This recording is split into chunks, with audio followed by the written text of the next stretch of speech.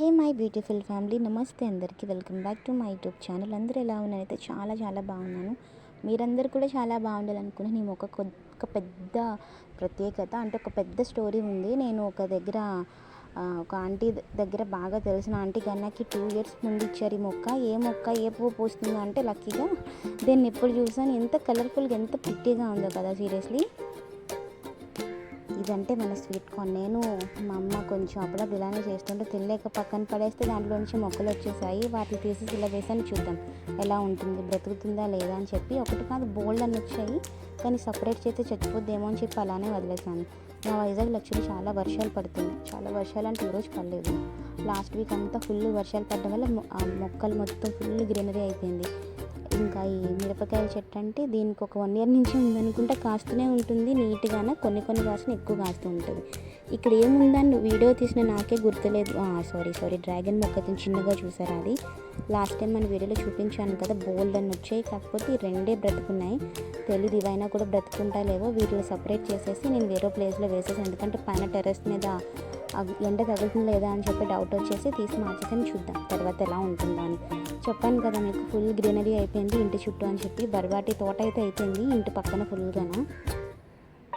తిందామన్నప్పుడేమో ఇంట్లో ఏదో ఒక కర్రీ చేసుకోవడం వల్ల దీన్ని అలానే వదిలేసి ఇలానే చాలా ఎక్కువ కాస్తున్నాయి మధ్య అయితే. ఎంత బాగుందో చూడడానికి, ఎంత పీస్ఫుల్గా ఉంది. మొక్క నేను వేరే ఆంటీ ఇంట్లో దొంగలాడేసాను, నిజంగా చెప్తున్నా. దీనికి కూడా ఎల్లో కలర్ ఫ్లవర్సే కాస్తాయి, బట్ దీన్ని ఏమంటారు నాకు తెలీదు. దీనికి చూసారా ఎన్ని పువ్వులు ఉన్నాయో. చూస్తున్నాను కాయలు కాస్తాయేమో అని చెప్పి, చిన్న చెట్లైనా. కానీ ఒక 2 days బాగా గమనిస్తే అర్థమైంది ఏంటంటే వీటి పువ్వుల్ని ఉడతలు కాకులు తినేస్తున్నాయి. సో అందుకే రావట్లేదు అనమాట మనకి. ఈ మొక్కలు ఫుల్గా వాడిపోయినాక ఇంకో బుల్లి కాయ కనిపించింది, బట్ అప్పటికి మొక్క వాడిపోయింది, కాయ కూడా వాడిపోయింది. సైజ్ అలానే ఉంది. ఈ వీడియో తీసిన నెక్స్ట్ డే అనుకుంటా మేబీ కాయ పెరుగుతుందేమో అని చూసినప్పటికీ కాయ కూడా కింద పడి రాలిపోయింది. నేను ఫస్ట్ టైం చూసాను ఇలా తింటాయా అని చెప్పి ఉడతలు ఈ కాకులు, దాంట్లో ఏమున్నాయని చెప్పి.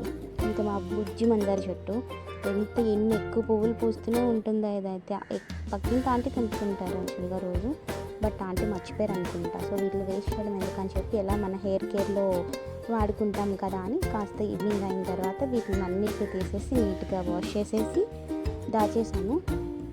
అంటే ఎండ పెట్టేసి పౌడర్ చేసుకుంటాం కదా. ఈ చెట్టు మీకు గుర్తుందా? లాస్ట్ టైం మన వీడియోలో పెట్టాను మన యూట్యూబ్లో, చూడండి ఒకసారి. అప్పుడు కాస్తుంది కానీ ఇప్పుడు ఒక్క కాయ కూడా ఇవ్వలేదు, ఏంటో మరి. ఇంకా వెదర్ చల్లగా ఉండి డెఫినెట్లీ స్పైసీ తినాలనిపిస్తుంది, బట్ నేనైతే కొంచెం యూనిక్గా చేసుకుంటాను లాట్స్ ఆఫ్ వెజ్జీస్తో.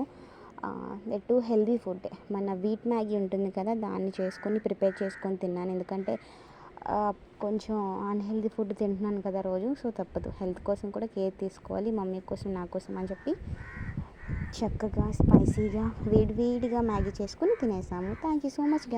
సబ్స్క్రైబ్ చేయండి, లైక్ చేయండి, షేర్ చేయండి. Love you.